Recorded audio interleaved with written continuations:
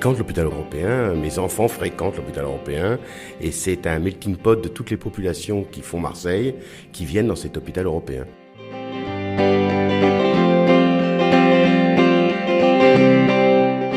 Il fait partie du paysage hospitalier à Marseille. L'hôpital européen s'est installé dans le 3e arrondissement en 2013, né de la fusion entre l'hôpital Ambroise Paré et l'hôpital Paul Desbièffes. Mais son histoire est plus ancienne.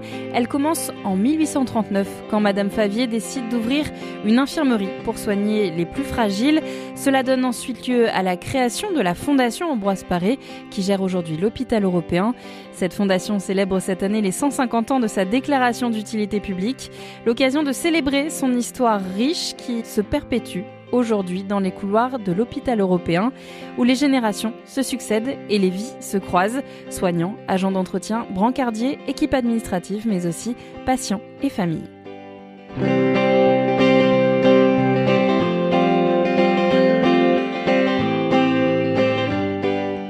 Votre santé, notre histoire, un podcast de l'hôpital européen Marseille et de la Fondation Ambroise Paré, réalisé par la radio Dialogue RCF.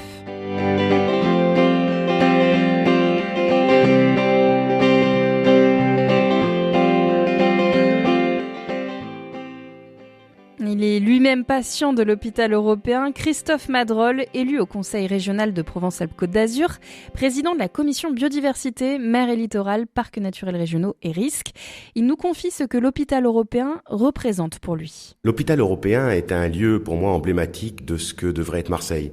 Cet hôpital situé dans un quartier difficile, certainement des quartiers des plus difficiles d'Europe, montre une activité réelle pour l'ensemble des usagers qui viennent dans cet hôpital. Je fréquente l'hôpital européen, mes enfants fréquentent l'hôpital européen, et c'est un melting pot de toutes les populations qui font Marseille, qui viennent dans cet hôpital européen. Donc c'est une très belle chose et une très bonne chose. L'hôpital européen est à la fois situé dans le quartier très récent d'Euroméditerranée, mais aussi dans le 3e arrondissement, l'un des plus pauvres d'Europe. Il est aussi plus au nord que d'autres hôpitaux majeurs de la ville, un atout selon Christophe Madrol. Bien évidemment, le fait de faire venir cet hôpital européen dans ce quartier difficile, compliqué, qui a une histoire, qui se met dans le périmètre d'Euroméditerranée, que l'on essaye avec la métropole et avec la région de soutenir, c'est un plus évident d'avoir cet hôpital avec ses professeurs, et c'est quand même, cet hôpital est en pointe en matière de médecine. Au-delà de son emplacement, l'hôpital européen mène des actions vers les publics éloignés du soin, comme le projet Coresan, cette équipe qui fait du porte-à-porte pour sensibiliser au dépistage des cancers et aux vaccins. Oui, moi j'étais étonné, j'ai lu une étude justement de l'hôpital européen qui montrait qu'il y avait des populations éloignées médicalement, parce que culturellement, et qui avaient devant leurs yeux l'hôpital européen.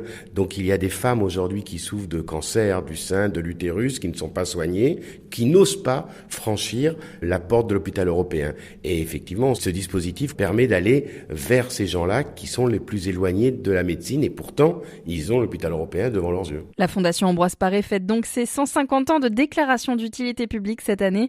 Voici ce que souhaite Christophe Madrol à l'hôpital européen et à sa fondation pour les 150 prochaines années. Une longue vie, beaucoup de moyens, qu'ils soient toujours à la pointe de la médecine, qu'ils soient toujours à la pointe du combat contre les cancers, contre toutes les formes de maladies, et qui restent ouverts aux populations, et que ça devienne toujours l'emblème qui avait été porté au départ avec, ça fait très longtemps que je connais la fondation, cette ouverture d'esprit, aussi bien à l'hôpital, mais aussi dans les lieux d'accueil, pour les femmes battues, pour les enfants isolés, et tout le dispositif qu'il y a autour de la fondation Ambroise Paré. L'hôpital européen compte en effet une cellule spécialisée dans les violences intrafamiliales intitulée Estia. Dès qu'il y a suspicion de violence sur une personne arrivée aux urgences, une prise en charge est proposée par la cellule avec un accompagnement à la fois psychologique, social et juridique. Pour cela, la cellule Estia travaille de concert avec les associations de la ville.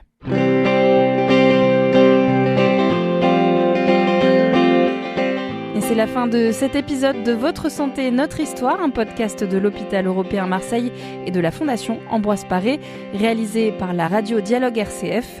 Vous venez d'entendre le témoignage de Christophe Madrol, élu au Conseil régional de Provence-Alpes-Côte d'Azur. Et si vous voulez soutenir la Fondation Ambroise Paré pour la recherche, le matériel ou les soins, c'est possible en faisant un don sur le site hôpitaleuropéen.fr.